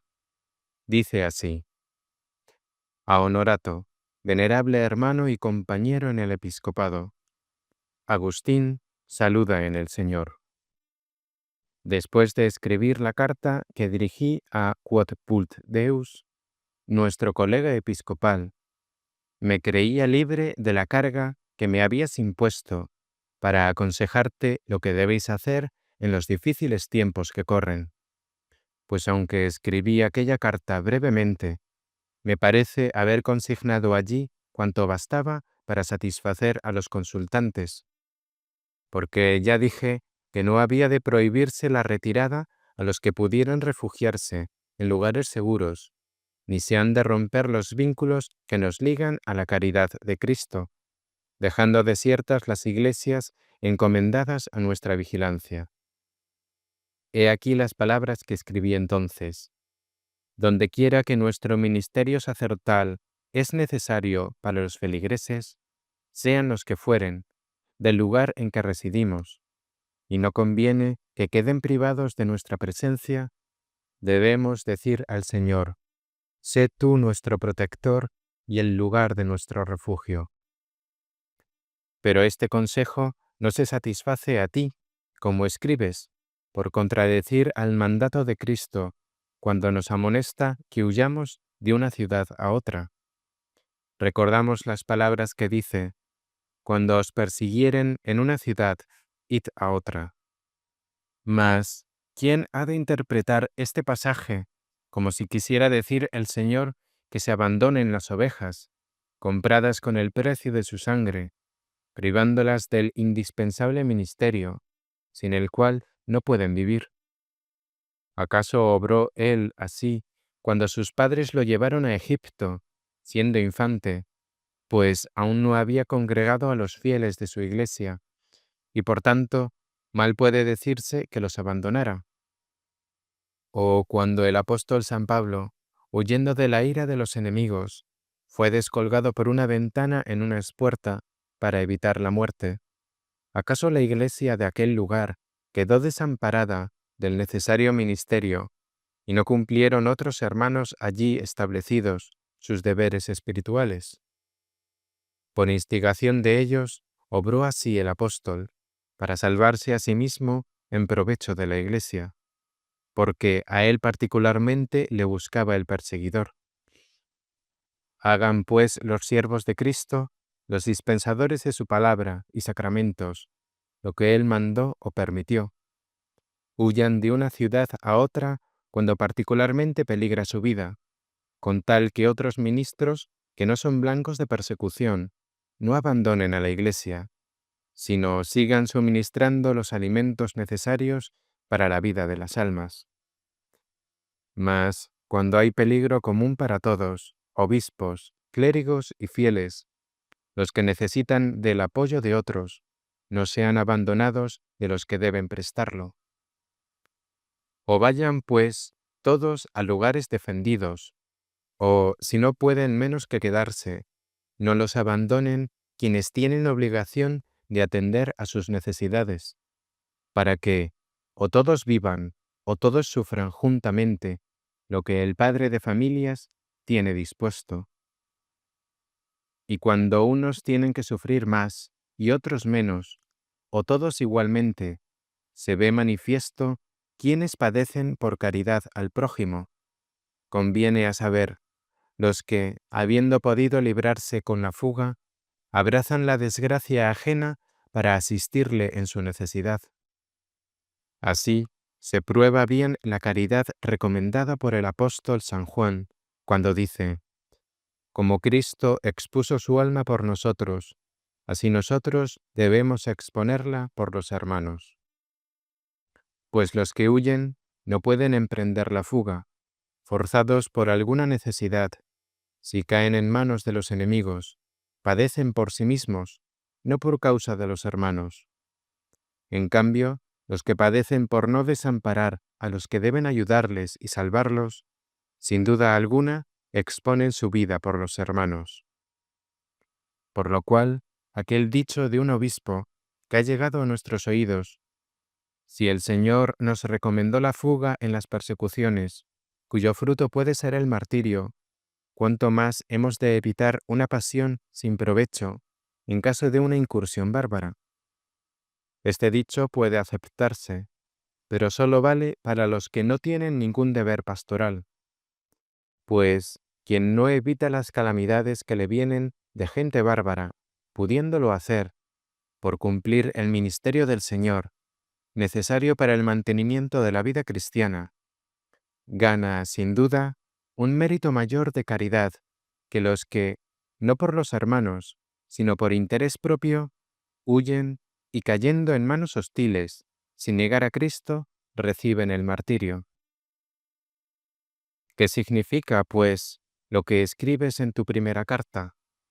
Porque dices: si hemos de permanecer en las iglesias, no veo el provecho que podemos traer a los pueblos, salvo el de asistir al espectáculo de las matanzas de los hombres, de la violación de las mujeres, incendio de iglesias, y nuestra misma muerte en los tormentos, por exigir de nosotros lo que no podemos darles. Poderoso es Dios para despachar nuestras plegarias y librar a su familia de todos estos males. Mas no por estas cosas inciertas debemos llegar al abandono cierto de nuestro oficio, sin el cual viene un daño cierto al pueblo cristiano, no en los bienes temporales, sino en los eternos, de un valor incomparablemente superior. Pues, suponiendo ciertos estos males, que se temen en los lugares donde estamos, deben huir primero los que podrían necesitarnos, levantándonos la carga de quedarnos allí, pues nadie sostendrá que deben permanecer los ministros allí donde no ha lugar al ministerio por falta de los fieles. Y tal es el motivo por el que algunos santos obispos españoles huyeron de sus sedes, pues sus feligreses en parte se dieron a la fuga, en parte fueron asesinados o dispersados en la cautividad, pero muchos más se mantuvieron unidos a sus fieles en medio de gravísimo peligro. Y si algunos abandonaron sus ovejas, esto decimos que no debe hacerse, y los tales obraron movidos no por autoridad divina, sino por el error o el miedo. ¿Por qué creen, pues, que sin escrúpulo deben obedecer al precepto de Cristo de huir de una a otra ciudad, y no se horrorizan del mercenario que ve venir al lobo y huye, porque le importan poco las ovejas? ¿Por qué no se esfuerzan en entender bien y armonizar las dos sentencias del Señor, que no son contrarias, una que nos permite o manda la fuga y otra que la declara culpable? ¿Y cómo ha de hallarse esta armonía, sino mirando lo que antes he dicho, ya acerca de los lugares de donde, arrojados por la persecución, pueden huir los ministros por falta de pueblo a quien atender, ya también porque puede suplirse su ministerio por medio de otros que se quedan, por no tener el mismo motivo de fugarse, como huyó el apóstol, sacado de la ciudad en una espuerta, pues los perseguidores le buscaban precisamente a él, quedando allí otros ministros para atender al servicio de la Iglesia. Como huyó San Atanasio, obispo de Alejandría, perseguido especialmente por el emperador Constancio, pero dejando la Iglesia asistida por otros ministros.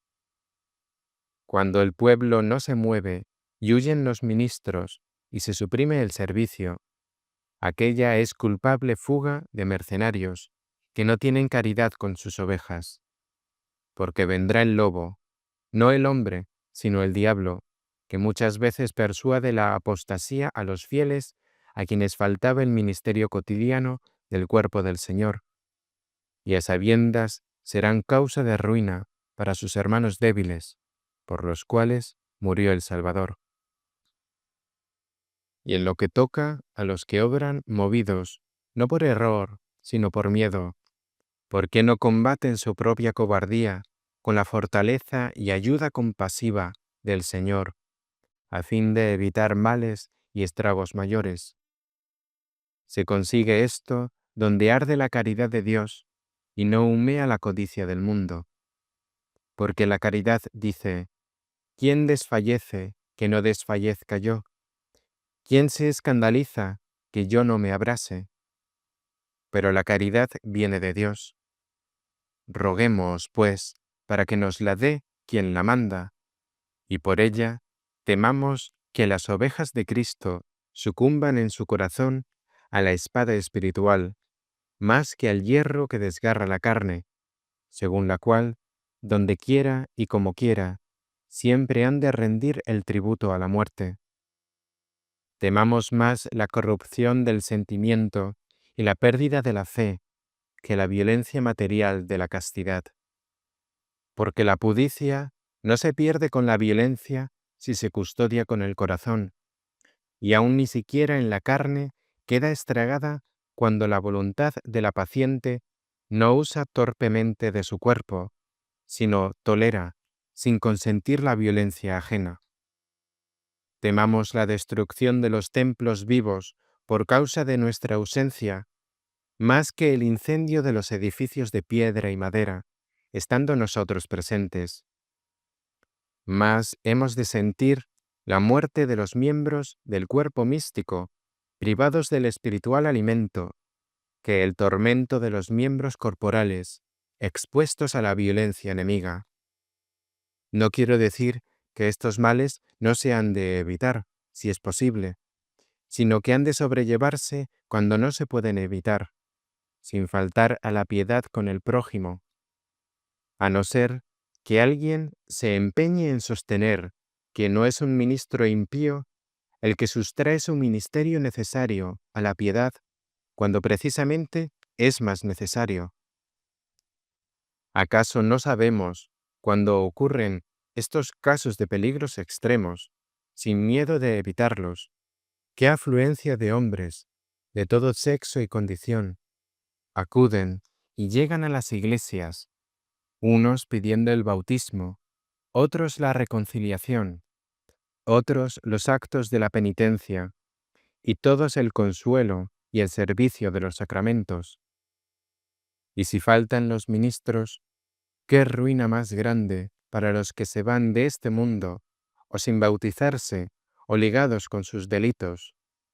Cuán inconsolable es el llanto de sus fieles, que no los verán en el descanso de la vida eterna. Todos son lamentos y hasta blasfemias en algunos, por la ausencia de los ministros y ministerios.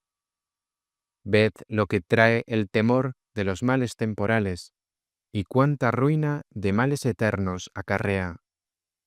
En cambio, donde no faltan los ministros, se acude a todos con el remedio. Unos se bautizan, otros se confiesan, a nadie se niega el cuerpo de Cristo. Todos quedan consolados, edificados, exhortados para que rueguen al Señor, libertador de nuestros males. Todos se hallan dispuestos para que se cumpla la voluntad del Señor, que no puede querer mal alguno, si no es posible pasar el cáliz. Ahora, ciertamente, puedes ver lo que se te ocultaba antes, según decías en la carta. Conviene a saber cuántos bienes se logran en el pueblo cristiano con la presencia de los ministros de Cristo en medio de las tribulaciones que nos afligen, y cuántos daños acarrea su ausencia al buscarse el propio interés y no el de Jesucristo. Los fugitivos no poseen aquella caridad de la que está escrito, no busca su propio interés, ni imitan al que dijo, no voy en pos de mi provecho, sino del bien común para que se salven, el cual tampoco hubiera huido de la celada del príncipe perseguidor, a no haber querido conservarse para bien de otros.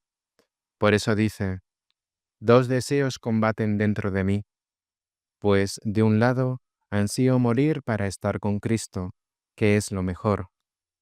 Por otro, quisiera permanecer en la carne, que es más necesario para vosotros. Tal vez alguien repare aquí. Los ministros de Dios deben ponerse a salvo en tan inminentes peligros, con el fin de conservarse y poder ser útiles para la Iglesia en tiempos mejores. Bien se puede permitir eso, cuando no falten quienes suplan el ministerio eclesiástico, para que no quede totalmente abandonado, como lo hizo San Atanasio, recordado antes. Y cuán necesaria y provechosa fue la permanencia terrena de aquel varón, lo sabe bien la fe católica, tan extenuamente defendida por él, de palabra y obra. Pero cuando amenaza un peligro común, más se ha de temer la sospecha de que se emprende la fuga por miedo a la muerte y no por miramiento a bienes mayores, y más daño se acarrea con el mal ejemplo de la deserción que provecho con la presunta obligación de prolongar la vida. Finalmente, el santo rey David, para no exponerse al peligro de las batallas y desaparecer por la muerte, extinguiéndose la antorcha de Israel, como allí se dice, obró también aconsejado por los suyos, no por motivos de la propia presunción, pues de lo contrario le hubieran imitado muchos en aquella cobardía, creyendo que no miraba al provecho y utilidad de los otros, sino que obedecía a la fuerza del miedo. Hay también otra cuestión que no puede soslayarse. Si algunos ministros razonablemente huyen cuando sobreviene una catástrofe para conservarse y servir a los supervivientes, ¿qué se deberá hacer cuando a todos, exceptuando a los fugitivos, les amenaza la común ruina? ¿O cuando la rabia enemiga busca particularmente a los ministros de la Iglesia? ¿Qué diremos a esto?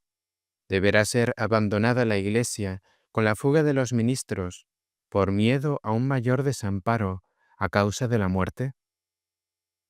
Pero si los seglares no se hallan amenazados, ellos pueden ocultar de algún modo a sus obispos y sacerdotes, con la ayuda del Dueño universal, que puede conservar por milagroso modo al que rehúsa la huida. Sin embargo, aquí indagamos lo que es lícito hacer, sin ser acusados de tentar a Dios pidiéndole milagros. No se trata de un naufragio como el que amenaza en una nave a los marinos y mercaderes que van a bordo. Sin embargo, lejos de nosotros estimar tan poco esta nave, de modo que los marinos, y sobre todo los pilotos, hayan de abandonarla en momento de peligro, aun cuando puedan librarse saltando a algún esquife o salvándose a nado. Lo que tememos nosotros para nuestros fieles no es la muerte temporal, que tarde o temprano ha de venir, sino la eterna, que puede venir si no se vigila, pero también se puede evitar con piadosa precaución. Mas, en un común peligro de esta vida, ¿por qué creemos que donde estalle una persecución han de morir todos los clérigos, y no todos los laicos, a quienes es necesario el servicio eclesiástico para que juntamente mueran bien? ¿Y por qué no esperamos que en caso de sobrevivir algunos laicos, la misma suerte tendrán algunos clérigos, encargándose de dispensarles los divinos misterios? ¿Qué espectáculo más bello sería entre los ministros de Dios una santa y heroica emulación por saber quién se ha de quedar entre los fieles, para que la Iglesia no quede desierta con la fuga de todos, y quién ha de ponerse a salvo para que la Iglesia no gima después huérfana con la muerte de todos? Tal será la santa lucha que sostendrán los que tienen el corazón abrasado por la caridad y solo ambicionan servir a su causa. Si esta emulación no pudiera terminarse de otro modo, sería conveniente echar suertes sobre quien recae la obligación de huir o de quedarse. Pues los que dijeren que a ellos les toca emprender la fuga, parecerán cobardes ante el peligro o arrogantes por pensar que deben ser conservados como más necesarios para la Iglesia. Los mejores, sin duda, querrán dar la vida por sus hermanos, y los que se salvarán por la fuga serán los menos útiles por menos hábiles en el ministerio y gobierno de las almas. Pero si les anima la verdadera piedad, ellos se opondrán a los designios de los colegas más dispuestos para la muerte que para la huida, por ser su vida más necesaria a los intereses cristianos. Porque está escrito: la suerte pone fin a los pleitos y decide entre los grandes.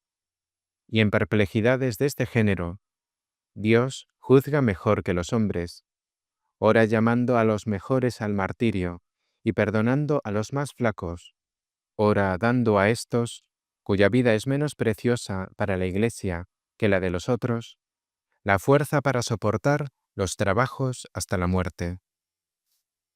Este sorteo tendría algo de extraordinario, pero en caso de practicarse, ¿quién osaría oponerse a sus resultados, a no ser por ignorancia o envidia?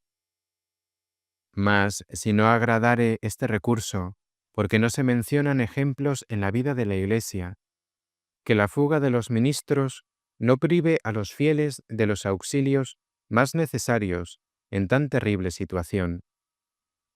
Nadie se lisonjee de preferirse a otros, juzgándose más digno de vivir, y por lo mismo más digno de huir.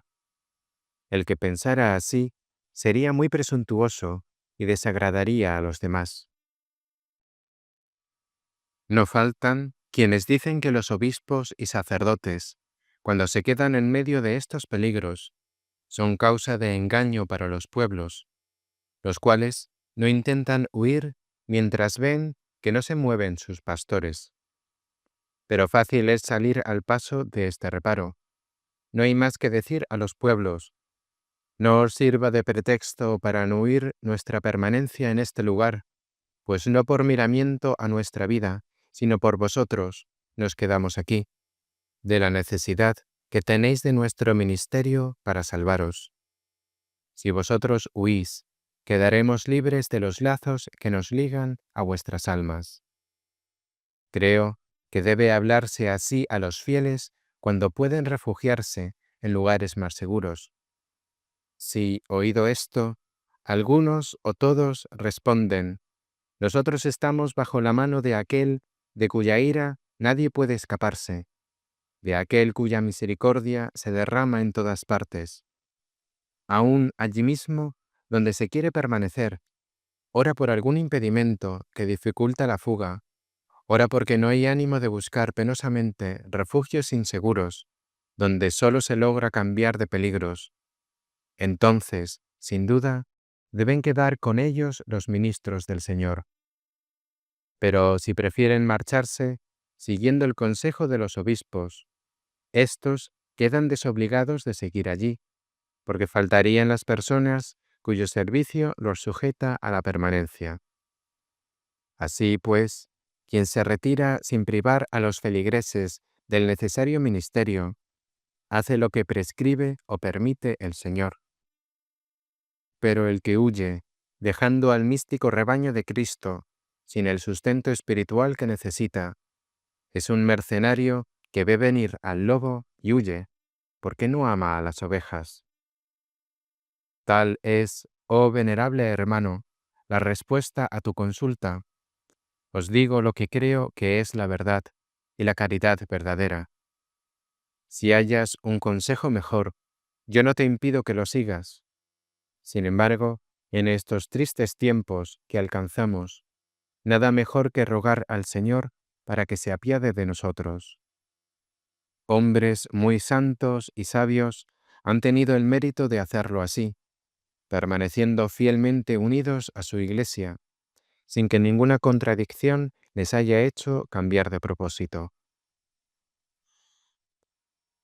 Capítulo 31. Muerte y sepultura de San Agustín. Vivió San Agustín 76 años, consagrando su larga vida por divina dispensación a la utilidad y provecho de la Iglesia. Unos 40 años fue sacerdote y obispo. En conversación familiar, solía decirme que después del bautismo, aun los más calificados cristianos y sacerdotes deben hacer conveniente penitencia antes de partir de este mundo. Así lo hizo él en su última enfermedad, porque mandó copiar para sí los salmos de David, que llaman de la penitencia, y poniendo los cuadernos en la pared, ante los ojos, día y noche, el santo enfermo los miraba y leía, llorando copiosamente, y para que nadie le distrajera de su ocupación, unos 10 días antes de morir, me rogó a mí que nadie entrase a verle, fuera de las horas en que le visitaban los médicos o se le llevaba la refección. Se cumplió su deseo y todo aquel tiempo lo dedicaba a la plegaria.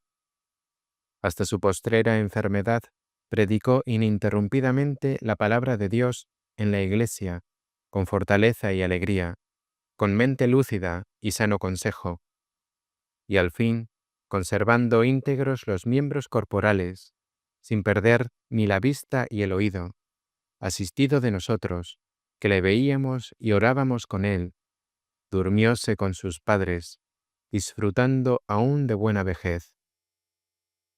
Nosotros ofrecimos a Dios el sacrificio por la deposición de su cuerpo, y fue sepultado. No hizo ningún testamento, porque, como pobre de Dios, nada tenía que dejar. Mirando a los venideros, quería que se guardase con esmero toda su biblioteca y los códices antiguos. Los bienes que poseía la Iglesia, en propiedades u ornamentos, todo lo encomendó a la fidelidad del presbítero que llevaba el cuidado de su casa.